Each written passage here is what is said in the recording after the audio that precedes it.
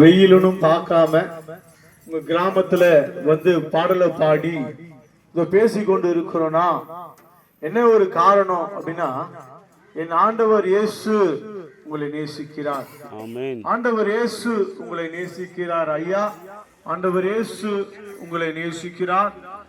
அதனாலதான் என் ஆண்டவர் இயேசு இந்த உலகத்துல வந்தா நம்ம நேசிக்கிறபடினாலே ஆண்டவர் இயேசு வானத்திலிருந்து இந்த பூமிக்கு ஆண்டவர் இயேசு பிறந்து நமக்காக இயேசு இந்த பூமியிலே வாழ்ந்து இயேசு நமக்காக மரித்து இயேசு நமக்காக உயிரோடு எழுந்தார். இந்த உலகத்திலே அநேக மகான்கள், ரிஷிமார்கள், பெரிய பெரிய ராஜாக்கள், பெரிய பெரிய கோட்டீஸ்வரர், பெரிய பெரிய இந்த பூமியை ஆளத்தக்க வசதி வாய்ப்பு படைத்திருந்த மனிதர்கள் கூட இந்த உலகத்திலே வந்தாங்க, வாழ்ந்தாங்க.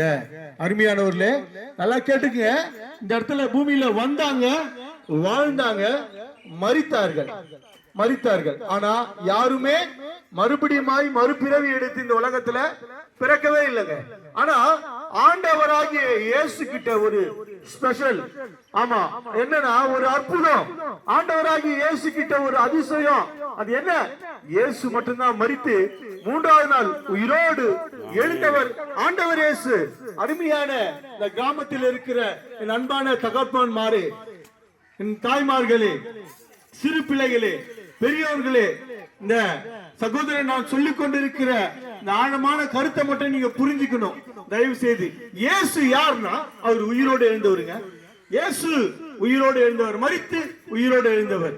இயேசு யாருன்னா அவர் மரித்து உயிரோடு எழுந்தவர். ஏன்னா இந்த உலகத்திலே இந்த பூமியிலே உயிரோடு எழுந்து இன்றைக்கும் சாவாமல் என் ஆண்டவர் உயிரோடு எழுந்து பரலோகத்திலே வீற்றிருக்கிறார்.